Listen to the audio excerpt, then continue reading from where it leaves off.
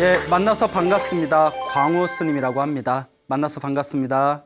예, 예, 반갑습니다. 예, 정말 반가워요? 예, 고마워요. 예. 자, 여러분, 우리가 부처님의 제자를 불제자라고 부릅니다. 들어보셨죠? 불제자. 예, 그리고 또 줄여서 불자라고도 부릅니다. 불제자, 불자. 그런데 많은 분들이 오해하시는 분들이 계세요. 그냥 절에만 다니면 다들 나는 불자다라고 생각하는 분들이 계십니다. 그리고 또 어떤 분들은 절에를 아예 안 가요. 근데 부모님이 절에 다니셔. 부모님이 불제자셔. 그래서 종교란에 불교라고 거침없이 쓰는 분들도 계십니다. 예. 자, 불자라는 단어에는 반드시 부처님의 제자로서 인증되어져야 하는 기본적인 의식이 있습니다. 많은 분들이 오해하시는 것 중에 하나가, 아니 스님, 그냥 절에 다니면 그냥 불자 아닙니까? 스님, 뭐 1년에 그래도 한 번이라도 가서 뭐 등값 같은 것 좀 내고 부처님 등 올리면 그거 불자 아닙니까? 물론 여러분들이 내신 소중한 등값은 사중 재정에 크나큰 도움이 될 것입니다. 하지만 등값 올렸다고 다 불자가 되는 것도 아닙니다. 스님, 제가 불교 공부를 좋아합니다. 그래서 가끔 경전도 보고 불교에 대한 책도 보고 그리고 불교의 부처님의 말씀이 어떤 가르침인가 싶어서 이렇게 불교 TV도 가끔씩 봅니다. 그럼 불자 아닙니까? 애매하네요. 예? 라고 해줄까? 불자라고 해줄까? 안 됩니다. 예. 부처님께서는 그런 게 불자라고 말씀하시지 않으셨습니다. 불자가 되기 위해서는 기본적으로 불자가 되기 위한 기본 요건이 있습니다. 그것이 바로 무엇일까요? 불법승 삼보에 귀의하는 것, 이것이 바로 삼귀입니다. 그래서 진정한 불자는 삼귀를 해야만 우리가 진정한 부처님의 제자라고 이름 붙일 수가 있는 것입니다. 아시겠죠? 네. 자, 삼귀, 삼보에 귀의한다. 귀의라는 것은 돌아가 의지한다는 뜻입니다. 당신을 의지합니다. 예? 당신께 돌아가 의지합니다. 그게 바로 귀의입니다. 그래서 여러분들 그 법회에 가시면 우리가 법회 시작하기 전에 항상 제일 먼저 삼귀를 하거든요. 그래서 음악 소리와 목탁 소리에 맞춰서 거룩한 누구에게 귀의합니다? 부처님께 귀의합니다. 거룩한 누구에게 귀의합니다? 가르침에 귀의합니다. 예? 거룩한 누구에게 귀의합니다? 거룩한 스님들께 귀의합니다. 거룩한 부처님, 가르침, 스님에게 귀의합니다. 이 부처님, 가르침, 스님, 이것을 삼보라고 부릅니다. 세 가지 보배라는 뜻이에요. 그래서 삼귀라는 것은 거룩한 부처님께 귀의합니다. 거룩한 가르침에 귀의합니다. 거룩한 스님들께 귀의합니다. 이것이 바로 세 가지 보배에 귀의합니다. 세 가지 보배인 삼보에 돌아가 의지하겠습니다 라는 뜻이 됩니다. 자, 왜 부처님과 부처님의 가르침과 스님들을 삼보라고 했을까요? 굉장히 중요합니다. 여러분, 보배, 보석, 여러분 보석 좋아요, 싫어요? 좋아요. 좋죠? 네. 예, 그렇죠. 금, 은, 수정, 사파이어, 다이아몬드 좋죠? 네. 예, 예? 여보, 우리 사랑은 다이아몬드 크기로 결정짓는 거야. 이런 분들 안 계시죠? 자, 근데 중요한 게 있습니다. 보배, 보석, 이 세상의 보석이라는 것은 언젠가는 결국 깨지고 부서지고 흩어집니다. 동감하시죠? 네. 금도 언젠가는 사라져요. 언젠가는 금도 사라지고 은도 사라지고 언젠가는 다이아몬드도 다 부셔져서 사라집니다. 그리고 그 어떤 세상의 아름다운 보배와 귀중한 보석도 죽은 뒤에 가져갈 수 있다 없다? 가져갈 수 없습니다. 예? 가져갈 수가 없어요. 그런데 부처님과 부처님의 가르침과 부처님의 가르침을 따르는 스님들께 돌아가 의지하는 이 삼보의 귀한 공덕은 죽은 뒤에도 복이 되고 선업이 되고 공덕이 된답니다. 복과 선업과 공덕이 되기 때문에 죽은 뒤에도 그 공덕의 힘이 너무나 뛰어나기 때문에 세 가지 보배다. 보배도 세상에서 언젠가 사라지는 그런 무상한 보배가 아니라 유한한 보배가 아니라 나에게 무한한 행복을 가져다주는 가장 뛰어난, 가장 소중한 보배다라는 의미로 부처님과 부처님의 가르침과 그리고 스님들, 부처님의 가르침을 따르는 스님들을 무엇이라고 부른다? 삼보라고 부릅니다. 알겠죠? 예? 제가 이런 얘기하면 젊은 애들이 우리 어렸을 때 컴퓨터 삼보 컴퓨터였는데 뭐? 예? 이러면 돼요, 안 돼요? 안 돼요. 그거는 그거고, 예, 우리가 말하는 삼보는 불법승, 부처님, 법은 뭐라고 했죠? 가르침, 승은 스님들. 그래서 부처님 가르침 스님들, 불법승 삼보에 귀의하는 거. 이 삼귀를 해야 진정한 무엇이 되는 것이다? 불자가 되는 것입니다. 알겠죠? 네. 자, 그러니까 중요한 겁니다. 삼귀를 하지 않으면 아무리 절에 자주 가도 불자라고 할 수 있다, 없다? 할 수 없다. 삼귀를 하지 않으면 1년에 한 번씩 가서 부처님 오신 날 등을 달아도 불자라고 할 수 있다, 없다? 없다. 아무리 내가 불교 공부를 열심히 해도 마음으로 삼귀를 지극한 정성스러운 마음으로 삼귀를 하지 않으면 불자라고 할 수 있다, 없다? 없다라는 거예요. 좋은 거 배우셨죠? 네. 예. 그러면 스님, 어떻게 해야 진정한 의미의 삼귀를 하는 것입니까? 삼보에 귀의하는 것입니까? 라고 질문을 하신다면 아주 간단합니다. 삼귀하는 게 어렵지 않아요. 부처님 앞에나 스님 앞에서 경건한 마음으로 합장을 하고 거룩한 부처님께 귀의합니다. 거룩한 가르침에 귀의합니다. 거룩한 스님들께 귀의합니다. 이걸 3번만 하면 돼요. 무슨 말인지 알겠죠? 네. 거룩한 부처님 가르침 스님들께 귀의합니다라는 삼보에 귀의하겠다는 맹세를 그 자리에서 합장하고 3번만 소리내면 바로 삼귀가 성립되는 겁니다. 어렵지 않죠? 네. 불자 되는 거 어렵지 않아요? 예? 네. 예. 자, 삼귀를 부처님 앞에서나 스님 앞에서 삼귀를 3번을 하면 되는데 혹 불상이 없거나 또 스님을 만나 뵙기 힘들어요. 그러면 그냥 조용한 곳에서 자기 방이나 깨끗한 조용한 곳에서 마음을 정성스러운 마음으로 부처님을 생각하면서 삼귀를 하면 그것도 불법승 삼보에 귀하는 삼귀가 성립이 된다고 합니다. 아시겠죠? 네. 예, 이것이 바로 삼귀, 진정한 불자가 되는 가장 기본 조건입니다. 삼귀를 하면 우리가 어떤 공덕이 있을까요? 솔직히 우리가 무언가 떨어진 게 있어야 뭔가 하고 싶은 마음도 드는 거지. 아니 막말로 저 불자 되기 싫어요 이러면 뭐 할 말 없잖아요. 그렇죠? 물론 여러분들 다 이제 부처님에 대한 믿음이 깊으시리라 이제 생각이 되지만, 자, 삼귀를 하면 다음과 같은 공덕이 있다고 합니다. 첫째, 아까 말씀드렸다시피 진정한 의미의 불자가 된다. 무슨 말인지 아시겠죠? 진짜 불자가 되는 거예요. 삼귀를 해야. 2번째, 모든 계율의 기초가 된다.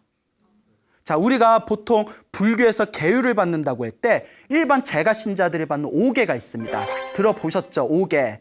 예, 살도 음망주. 그러니까 막 대답하면 안 돼요.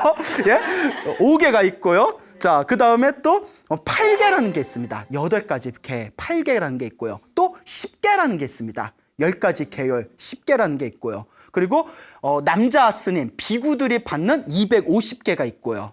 250계가 있고요. 그리고 여자 비구니 스님들이 받는 348계가 있습니다.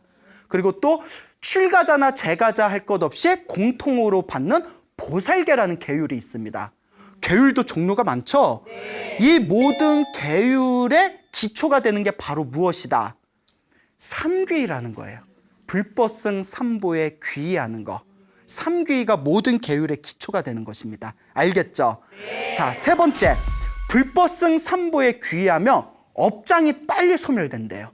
업장이 무슨 뜻인고 하면 여러분들 살다 보면 일이 잘 안 풀릴 때 있죠? 네. 일이 잘 안 풀리는 게 내가 과거에 지은 좋지 못한 업의 장애가 있어서 그렇대요. 업의 장애. 예? 그래서 우리 그런 말 쓰잖아요. 아이고, 내가 전생에 무슨 업보를 많이 졌길래 그 업이라는 말. 내가 업에 장애가 있어서 일이 잘 안 풀리는 거래요. 그 업의 장애를 2글자로 줄이면 무엇이라고 한다? 업장이라고 하는 거예요. 그래서 불법승 삼보에 귀의합니다. 거룩한 부처님께 귀의합니다. 가르침에 귀의합니다. 스님네께 귀의합니다. 삼귀를 염송하면 무엇이 빨리 소멸된다? 업장이 빨리 소멸된대요. 꿈자리가 뒤숭숭하신 분. 예? 예? 주무시기 전에 불법성 산보에 귀의합니다. 5분만이라도 산보에 귀의하겠다는 걸 염송하시고 암송을 하시고 잠에 들면 꿈자리도 편해집니다. 이건 경험담이에요. 예, 주변에 그런 분들이 많습니다. 아시겠죠? 네. 자, 업장이 소멸되니까 그 자리에 무엇이 자꾸 쌓일까요? 복이 쌓입니다. 그렇죠. 복이 자꾸 쌓여요. 그래서 절에 열심히 다니고 기도 열심히 하고 불법성 산보에 귀의하면서 열심히 선업을 지으신 분들이 갑자기 집안의 일이 잘 풀렸다라는 분들이 주변에 굉장히 많습니다. 예? 그래서 업장이 소멸된 그 자리에 복이 쌓이게 된다. 자, 죽은 뒤에 나쁜 곳에 태어난다, 태어나지 않는다. 예, 불법성 산보에 귀의했는데 죽은 뒤에 나쁜 곳에 태어나면 돼요, 안 돼요? 예? 우리 사찰 문 닫아야 돼요. 예? 자, 불법성 산보에 귀의한 공덕으로 죽어서 나쁜 곳에 태어나지 않고 좋은 곳에 태어난답니다. 좋은 곳에 태어나게 된다. 자, 그리고 불법성 산보에 귀의하게 되면 영적인 보호를 받게 된대요. 보이지 않는 어떤 보호를 받게 된답니다. 이것과 관련된 무궁무진한 이야기가 제 주변에도 엄청 많아요. 막 큰 사고를 당할 뻔했는데 무슨 기적 같은 일이 생겨가지고 그 위험에서 벗어난 그런 보호받은 이야기가 굉장히 많습니다. 이거 언제 다 풀어내나? 예? 굉장히 많아요. 여러분들도 한번 경험해 보시기 바랍니다. 그래서 보호를 받는다. 그리고 가장 중요한 거, 언젠가 빨리 깨달음을 얻게 된다. 불법성 산보에 귀하면 이번 생이 아니더라도 다음 생, 다다음 생이라도 언젠가는 반드시 무엇을 얻게 된다? 깨달음을 얻게 된다. 와 같은 불법성 산보에 귀하는 이와 같은 훌륭한 공덕이 있습니다. 여러분 믿습니까? 네. 예, 믿어요? 예? 네. 표정 보니까 예. 자, 그래서 우리 부처님 경전에 우바세 개경이라는 경전이 있습니다. 우바세 개경이라는 경전에 불법성 산보에 귀의하는 공덕에 대해서 다음과 같이 설하고 있습니다. 만약 어떤 사람이 부처님과 가르침과 스님들께 정성스러운 마음으로 귀의하면 앞으로 미래에 얻을 그 복과 그 공덕은 감히 헤아릴 수가 없다. 예를 들자면 그 예가 나옵니다. 예를 들자면 어느 나라가 있는데 그 나라에 큰 보물창고가 있다. 그 보물창고에 엄청나게 많은 보물들이 있는데 그 나라의 모든 국민들을 동원해서 7년 동안 그 보물을 옮겨도 1년도 아니고 2년도 아니고 3년도 아니고, 여러분 혹시 여기 남자 부부 군대 갔다 왔어요? 2년 길어요, 짧아요? 엄청 길죠? 그런데 몇 년을 옮겨요? 7년을 옮겨요. 보물창고에 있는 보물을 온 국민이 7년 동안 옮긴 양보다도 불법성 산보에 귀한 공덕이 1000만 배 더 뛰어나다. 이렇게 이야기하고 있습니다. 안 믿겨지죠? 예? 왜 이렇게 솔직해? 왜 이렇게 솔직해? 안 믿겨져요? 예. 자, 그래서 우리 부처님의 또 12인연경이라는 경전에서 다음과 같이 이야기합니다. 우리 일반 중생들은 다음과 같은 세 가지의 바람이 있다. 맞는가 한번 잘 생각해 보세요. 세 가지 바람이 있는데, 첫째가 건강함이요. 둘째가 편안함이요. 자, 건강하고 편안하니까 어떻게 하고 싶어요? 예, 셋째가 오래 사는 것이다. 그렇죠. 이제 그러니까 진시황이 불로초 찾으러 다녔잖아요. 예, 계속 영원히 누리고 싶다. 건강하게 사는 거, 편안하게 사는 거, 그리고 오래 사는 거. 그런데 우리의 삶이 그렇습니까? 그렇지 못합니까? 그렇지 못하죠. 부처님께서 다음과 같이 말씀하십니다. 늙음은 건강의 적이요. 늙어가면서 자꾸 건강이 이제 잃어버리지 않습니까? 질병은 편안함의 적이요. 예? 병 걸리면 편안함이 어디 있어요? 계속 힘들고 괴롭죠. 그리고 죽음은 오래 사는 것의 적이다. 늙고 병들고 죽음에서 우리가 벗어날 수 있어요, 없어요? 없죠. 그런데 우리 부처님께서 다음과 같이 말씀하십니다. 늙고 병들고 죽는 근원적인 고통에서 벗어나고 싶다면 먼저 무엇에 귀해라? 불, 법, 승, 삼보에 귀해라 라고 부처님께서 12인연경에서 설하고 계십니다. 그러면 어떻게 우리가 늙고 병들고 죽음에서 벗어날 수 있을 것인가? 제가 재밌는 이야기를 드릴게요. 그 부처님 팔만대장경을 보면 절복 나한경이라는 경전이 있어요. 예, 언젠가 찾아보세요. 네. 그럴 리는 없겠지만 뭐 여러분들이 그거 찾아볼 일은 없겠지만 절복 나한경이라는 경전에 우리 불교에서도 천국의 세계가 있습니다. 물론 우리 불교는 천상, 천국의 삶을 영원한 삶으로 보지 않아요. 이번 생에 복을 많이 지으면 천국에 태어났다가 그 복이 닿으면 다시 어떻게 해야 돼요? 밑으로 또 떨어질 수밖에 없습니다. 그래서 윤회하는 존재죠. 태어나고 죽고 태어나고 죽고. 그런데 불교에서는 하늘 세계가 몇 개가 있다고 하죠? 28개가 있습니다. 하늘 세계가 28개가 있어요. 그러니까 내가 이번 생에 지은 선업과 복의 힘에 의해서 태어나는 세계가 또 서로 다릅니다. 복을 많이 지을수록 28천 꼭대기에 점점 올라가는 거예요. 자, 28천 중에서 도리천이라는 천상세계가 있어요. 흔히 33개의 구역으로 나눠져 있다 해서 33천이라고도 부릅니다. 도리천, 굉장히 쾌락이 가득한 행복한 세상이래요. 도리천이라는 세계가 있는데 이 도리천에서 살고 있던 하늘세계 그 천신이 수명이 7일이 남았대요. 며칠이 남았다? 7일이 남았답니다. 그런데 천상세계에 있는 천신들은 기본적으로 천안통이 있대요. 그래서 하늘세계에 태어나면 이 천안통의 힘으로 자기가 전생에 무슨 복으로 천상세계에 태어났는지를 알 수 있고 바로 전생을 이번 생에 천상세계에서 떨어지면 어디로 태어나는지까지는 알 수가 있대요. 천안통으로. 그러니까 이 사람이 자기가 수명이 7일이 남았다는 걸 알고 이 하늘세계 사람, 이 천신이 자기가 죽은 뒤에 어디에 떨어질까 하고 천안통으로 살펴봅니다. 무엇으로 태어날까요? 돼지로 태어나게 된다는 걸 압니다. 돼지. 그러면 돼지 안 되지? 안 되지. 예? 예? 예? 예? 표정 뭔가요? 예? 예? 아, 요새 이런 유머 안 좋아하나요? 예? 예? 자, 돼지에 태어난다는 것을 알게 됩니다. 왜 그런고 하니 천상세계에서 복을 다 써먹었기 때문에 그 복의 힘이 다 부족해서 인간으로 못 태어나고 무엇으로 돼지로 태어나는 거예요. 그 자기 복을 다 써버리면 안 좋은 곳에 태어나게 됩니다. 예? 그러니까 자꾸 새로 복을 짓고 자꾸 복을 아낄 줄을 알아야 돼요. 돼지로 태어난다는 걸 아니까 기분이 좋아요, 나빠요? 예, 너무나 괴로움에 떨다가 옆에 있는 친구 천신이 그 돼지로 떨어지게 예정된 천신에게 다음과 같이 이야기합니다. 고민하지 말고 저 인간 세상에 부처님이 세상에 출현하셨는데 부처님께 가서 여쭤봐라. 부처님께 여쭈면 부처님이 좋은 방법을 알려주지 않겠느냐. 그러니까 이 천신이 아이고 그 말이 맞다. 그 이제 인간 세상으로 내려옵니다.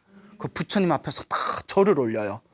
거룩하신 부처님, 제가 수명이 7일뿐이 남지 않았는데 죽으면 복이 다하여 돼지로 떨어지게 되었습니다. 제발 저를 제도해 주십시오. 구제해 주십시오.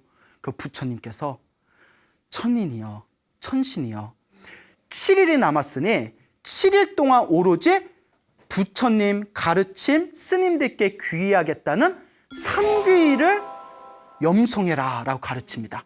7일 동안 오로지 삼보에 귀의해라. 그래서 그 말을 듣고 하늘나라 천신이 이제 천상계에 올라가서 7일 동안 자기 천궁 안에서 하늘세계 궁궐 안에서 벽만 보고 뭐만 외워요?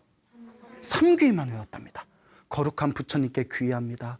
거룩한 가르침께 귀의합니다. 거룩한 스님들께 귀의합니다. 거룩한 부처님께 귀의합니다. 계속 삼귀의를 염송했답니다.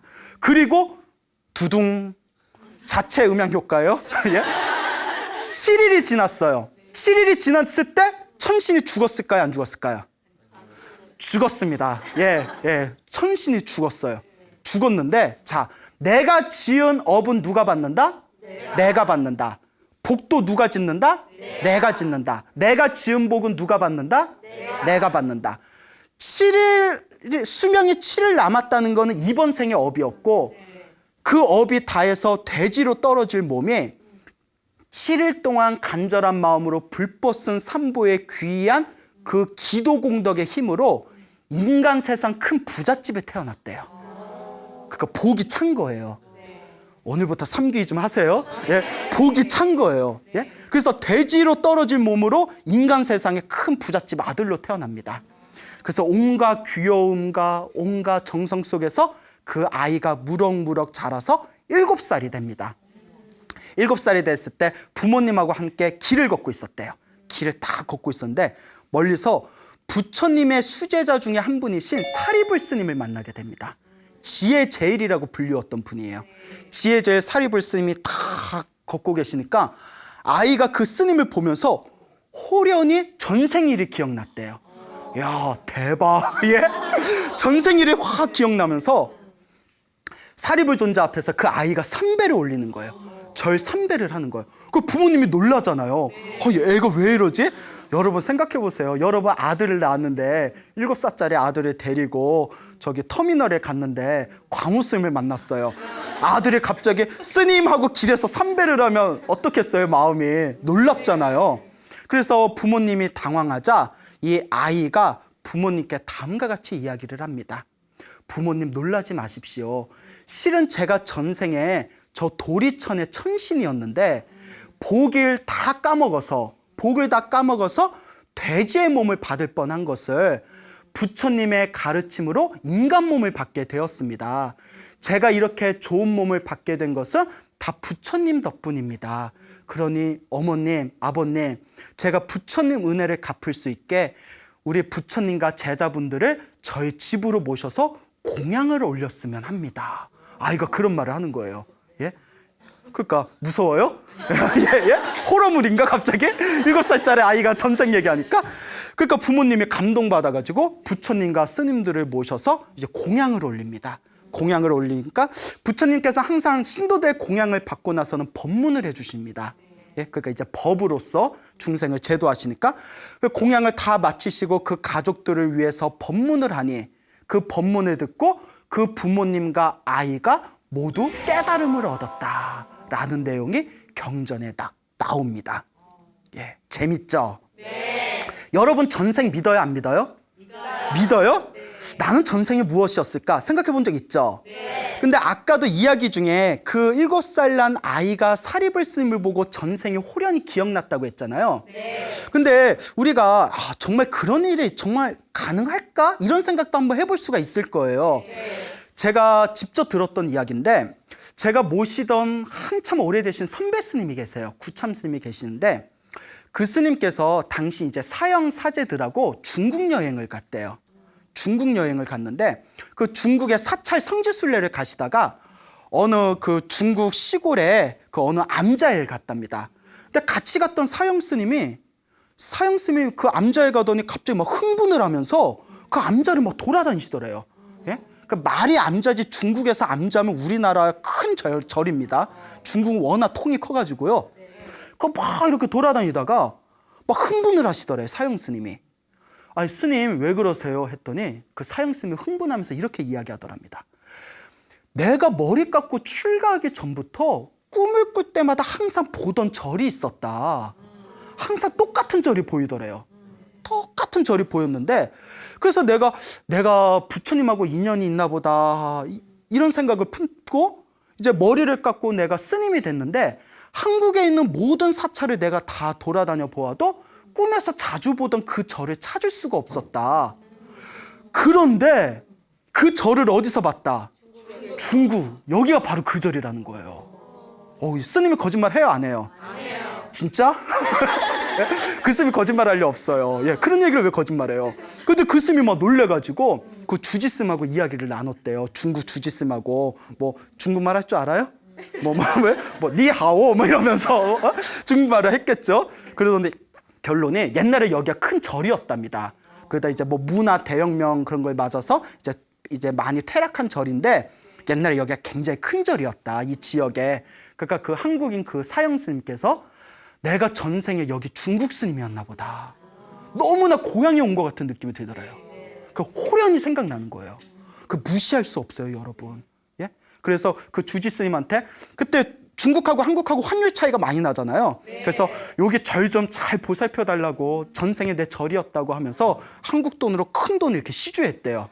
예, 땡 잡았네. 예, 예? 자, 그렇답니다. 그 호련히 그렇게 보이는 경우가 있어요. 그래서 우리 스님들이나 제가 신도 분들 중에서도 기도를 열심히 하다가 자기 전생을 보는 경우가 종종 있습니다. 예, 그러니까 결코 무시할 것이 못 된다. 알겠죠? 네. 예. 자, 이와 비슷한 얘기가 또 팔만대장경에 수삼귀의 횡면 악도경이란 경전에 이 비슷한 이야기가 있습니다. 기억하기 힘들죠? 예, 수삼귀의 횡면 악도경, 이렇게 이야기만 기억하세요. 예, 재밌는 이야기입니다. 역시 아까 이야기와 똑같은 배경인 도리천, 삼시삼천 천상에서 있었던 일입니다. 이 도리천의 천신이 자기가 죽은 뒤에 수명이 7일뿐이 안 남은 걸 알게 됐대요. 역시. 그래서 내가 다음 생에 어디에 떨어지게 될까 하고 살펴봤더니 역시 어디에 떨어진다? 돼지에 떨어진다. 돼지가 무슨 천상들, 천인들 떨어지면 모이는 대기실인가 봐요. 내가 죽은 뒤에 내가 돼지로 태어나게 된다는 것을 알고는 그 도리천을 지배하는 천왕, 도리천의 천왕을 찾아갑니다.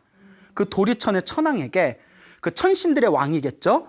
제가 수명이 7일뿐이 안 남았는데 죽으면 제가 돼지의 몸을 받게 되었습니다. 왕이시여 제발 저 좀 살려주십시오. 근데 이 도리천왕이 부처님 불제자였대요.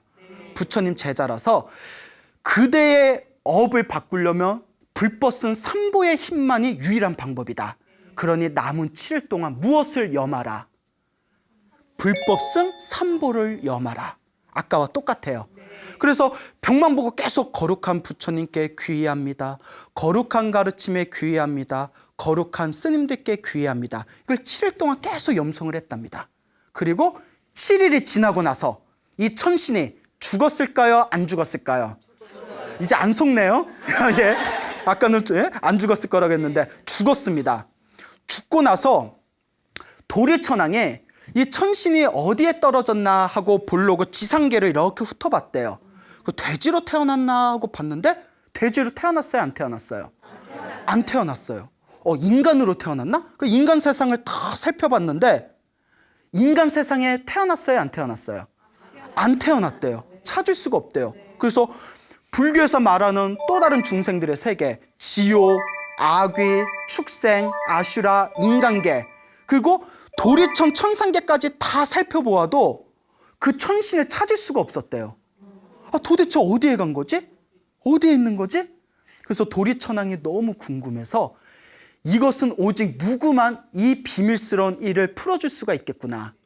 부처님만이 풀어줄 수가 있겠구나 해서 부처님께 찾아갑니다. 도리천의 천왕이.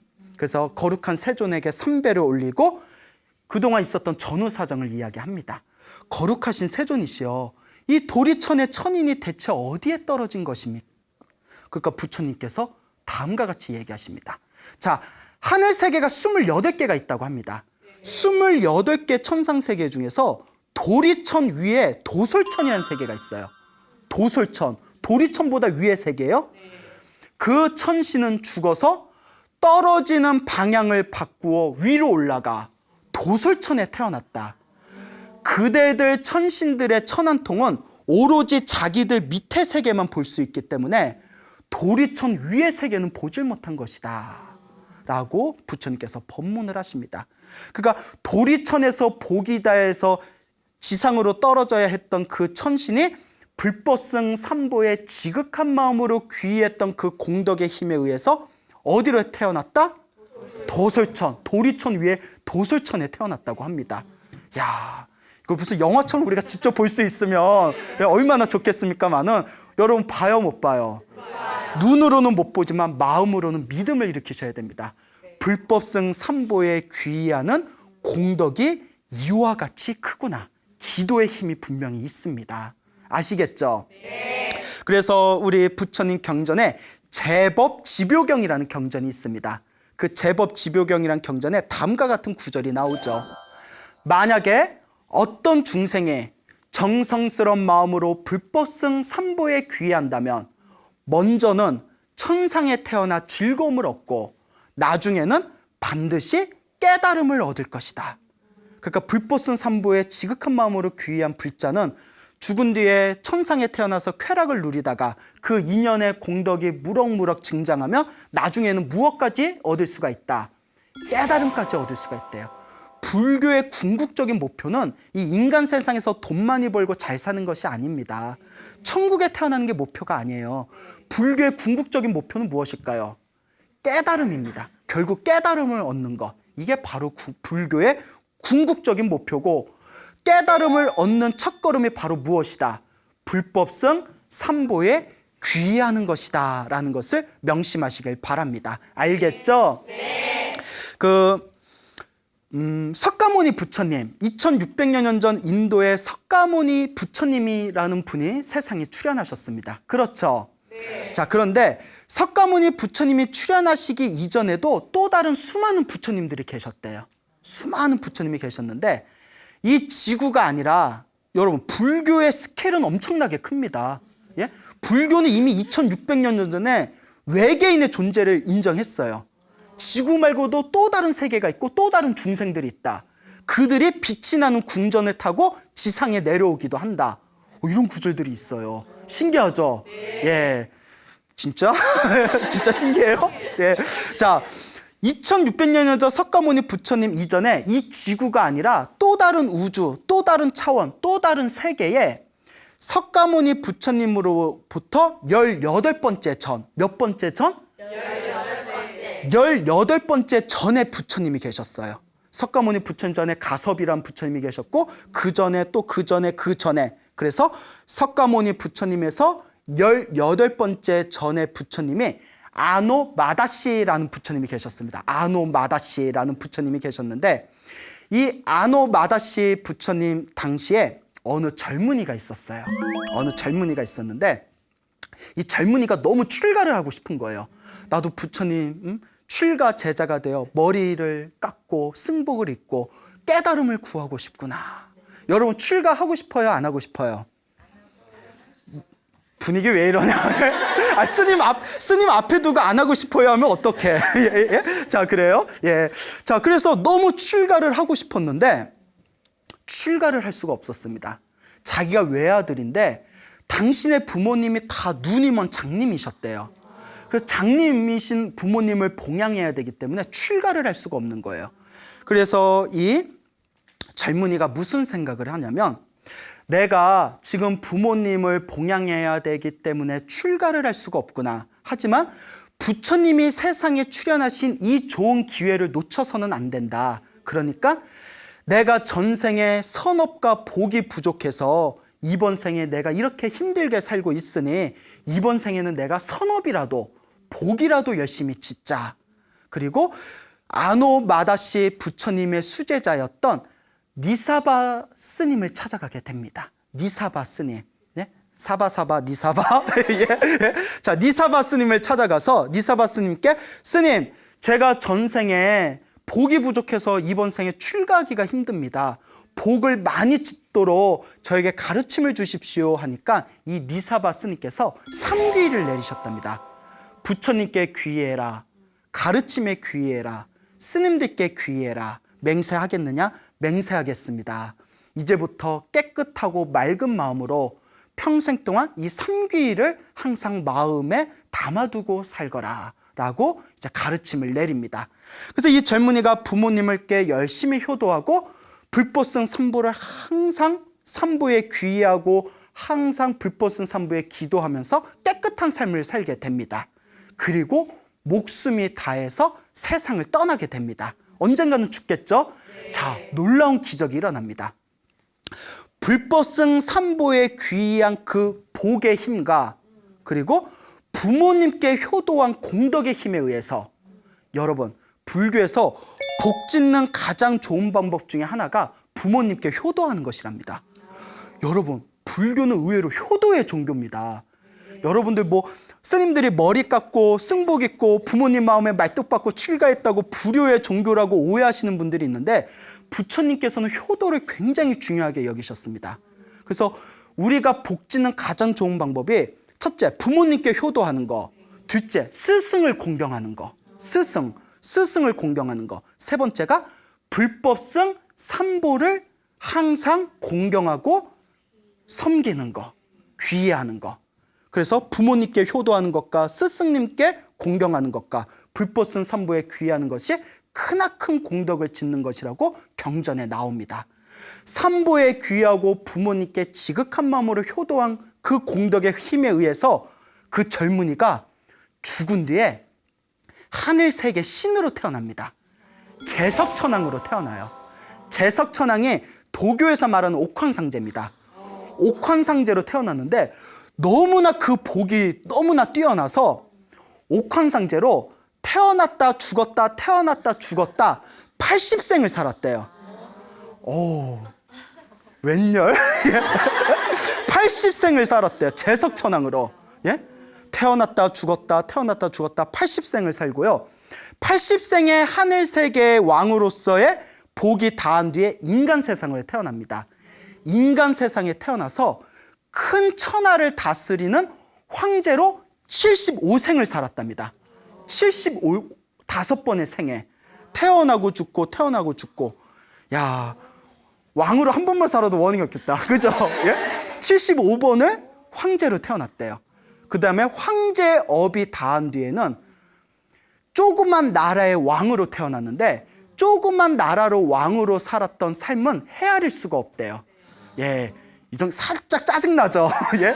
이 이야기가 사실이라며 부모님한테 효도하고 불법성 산보의 귀한 공덕만으로 제석천왕으로 80번, 천하를 다스리는 황제로 75번, 그 조그만 나라를 다스리는 왕으로 수많은 삶을 살았다. 그리고 마지막, 그 젊은이가 원래는 무엇을 하는 게 원래는 소원이었죠? 출가를 하는 게 소원이었잖아요. 그렇죠. 18번째 부처님의 그 시대가 지난 뒤에 2600년 전 석가모니 부처님이 세상에 출현하신 그 시대에 석가모니 부처님이 계신 그 나라에 큰 부잣집 인간 세상 아들로 태어났답니다. 인간 세상 큰 부잣집 아들로 태어났대요. 그래서 이제 오기야 금이야 얼마나 또 이제 잘 키웠겠어요. 그리고 나이 7살이 되었을 때, 아까하고 똑같이 7살이에요. 예, 7살에 뭔가 깊은 뜻이 있나 봐요. 그래서 남녀 7세 부동석이 그래서 나왔나? 예? 자, 그래서 7살이 되었을 때 부모님과 함께 사찰에 갑니다. 부처님을 모신 이제 절에 갔는데 사찰에 가서 스님들을 보는 순간 7살짜리 아이가 가슴이 울렁거렸대요. 자기 전생일이 다 느낌이 오는 거예요. 전생이 울렁거리면서 자기도 모르게 부모님한테 어머니 아버지 저 절에 왔으니 스님들께 삼귀를 받고 싶습니다 이러더래요. 삼귀를 받고 싶습니다. 그 전생에 자기가 지었던 복과 선업과 공덕의 힘이 꽃을 피우고 있는 거예요. 그때 그 사찰의 깨달음을 얻으신 가장 큰 스님께서 뚜벅뚜벅 나오셔서 그 7살 난 어린 아이를 법당에 앉혀놓고 불법승 삼보에 귀하는 삼귀를 내려주는 순간 그 7살짜리 아이가 그 자리에서 깨달음을 얻었다고 합니다. 아까 말씀드렸죠. 제법 지묘경에서 얘기하기를 삼보에 귀하면 천상계에 태어나 쾌락을 누리고 나중에는 무엇을 얻게 된다? 깨달음을 얻게 된다. 그리고 그 7살 난 아이가 깨달음을 얻게 되고 부모님께 부탁을 드립니다. 어머니 아버지 저를 지금까지 키워주셔서 너무나 감사합니다. 몇 살짜리가? 야, 속 터져. 7살짜리가. 예? 저는 제가 가야 할 곳을 알았습니다. 저는 이 스님들을 모시고 머리 깎고 출가해서 출가 수행의 길을 걷겠습니다. 이미 깨달음을 얻은 거예요, 그 아이는. 예, 허락해 주십시오. 근데 우리 부모님들이 쿨해. 네, 쿨하셔. 예? 화통하게 그래 출가해 해가지고 아마 불자셨나 봐요. 그래서 출가를 하셔서 나중에 그 7살짜리 그 아이가 나중에 큰 스님이 되셨다라는 이야기가 전해지고 있습니다. 알겠죠 여러분? 네. 무엇의 공덕의 힘으로? 깨달음. 그 깨달음을 얻은 첫 번째, 깨달음을 얻기 위해서 우리는 첫걸음 무엇부터 시작해야 된다? 효도? 효도보다 더 중요한 거. 어머니한테 미안한 게 많은가 봐요. 효도. 불법승 삼보에 귀한 거. 불법승 삼보에 귀해라. 여러분, 불교는 대박입니다. 예? 여러분 생각해 보세요. 여러분 로또 복권 산 적 있어요? 네. 샀구나. 예. 사셨어. 저는 한 번도 로또를 사본 적이 없습니다. 뭐 스님이니까 당연한 거지만. 근데 주변에 사시는 분들은 많이 봤어요. 자, 아니 그거 왜 사세요? 재미로 사는 거지. 입으로는 재미라고 하지만 마음으로는 뭐가 있어요? 한 방. 인생은 한 방이야. 인생은 한 방이야. 근데 잘 돼요, 안 돼요? 안 되잖아요. 여러분, 로또는 될 수도 있고 안 될 수도 있어요. 그런데 안 될 확률이 더 많아요. 하지만 여러분, 불법승 삼보에 귀의하고 불자의 삶을 사시면서 기도하고 복을 많이 지으시면 이번 생에 당장 효과는 나타나지 않는 것 같을지 몰라도 다음 생에 천상계에서는 크나큰 쾌락을 누릴 수가 있고 인간 세상에 태어나도 귀한 몸을 받게 되고 궁극에는 무엇을 얻게 된다? 깨달음을 얻게 된다고 합니다. 불교야말로 최고의 로또입니다. 예? 우리 불교 로또 하나 만들어야 되나? 예? 여러분, 불법승 삼보에 귀의하고 수행하는 삶이야말로 최고의 로또예요. 로또는 로또인데 될 수도 있고 안 될 수도 있는 로또가 아니라 100% 그 복을 누가 받는? 내가 받는. 내가 지은 업은 누가 받는다? 내가 받는다. 여러분, 불교는 대박입니다. 이번 생에 사람 몸을 태어났다는 것은 전생에 큰 복이 있어야 사람 몸으로 태어날 수 있대요. 여러분 집에 개나 고양이 있습니까? 네. 여러분 주변에서 개나 고양이 본 적 있죠? 네. 내가 복이 조금만 부족했으면 개나 고양이로 태어날 수가 있어요. 그래서 불교에서는 사람으로 태어나기가 어렵고 불법을 만나기가 어렵다고 했습니다. 그런데 이번 생에 사람으로 태어나서 이번 생에 불법을 만나서 이번 생에 불법승 삼보에 귀의한 불자가 되어 수행을 할 수 있다는 것은 전생에 엄청난 선업을 지었다는 증거입니다. 이 어려운 인간의 몸을 받고 태어나서 이 어려운 불법을 만났는데 결코 여러분들의 삶을 허송세월하지 마시길 바랍니다. 알겠죠, 여러분? 네. 여러분, 행복하게 살고 싶습니까? 네. 행복한 삶을 창조하고 싶습니까? 네. 복을 지으십시오. 선업을 쌓으십시오. 공덕을 지으십시오. 복과 선업과 공덕의 힘이 여러분들을 진정한 행복의 길로 이끌어 줄 것입니다. 여기서 마치겠습니다. 소중한 나, 무한 행복!